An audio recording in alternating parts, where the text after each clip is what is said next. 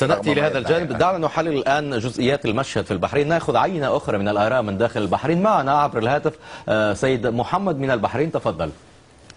أستاذ العزيز، أرجو أن تعطيني وقت كافي لأن أتحدث لك. أولاهن تفضل، بما يسمح به وقت البرنامج. دخل أخذ سعادتك.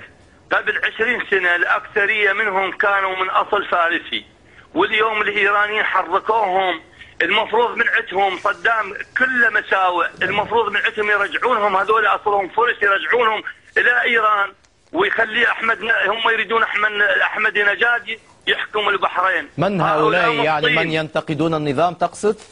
هذول مو منتقدين النظام، هؤلاء أجندة خاصة عندهم. أليسوا مواطنين بحرينيين من حقهم أيضا التعبير عن رأيهم؟ المواطن البحرين اليوم عنده ديمقراطية ليس كمصر أو تونس، وكل الثروات مسخرينها من أجل هؤلاء ناس مدفوعين الأجر ويريدون يدمرون البحرين. المفروض يرجعونهم هؤلاء كلهم إلى الإيرانيين، أصلهم فرس، هذول مو عرب، لأن إيران قاعدة تحركهم، تريد المملكة العربية السعودية تسقط ويحركون الشيعة. أنا شيعي والله وبالله، بس هذول أصلهم كله فارسي ولا بيهم عربي أصيل. المفروض يرجعونهم كما رجع صدام حسين الأوائل.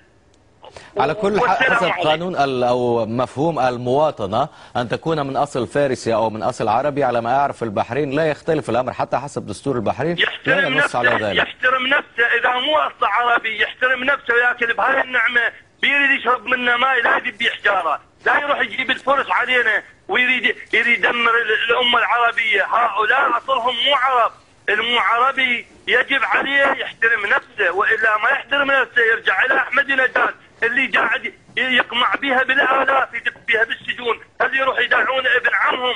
هؤلاء اللي يتحركون ويريدون يقاتلون البحرين عربية، وإذا أهل البحرين وحكومة البحرين ما تدافع عن البحرين والله الأمة العربية تدخل وهذول نزيحهم ونذبهم بالبحر. على كل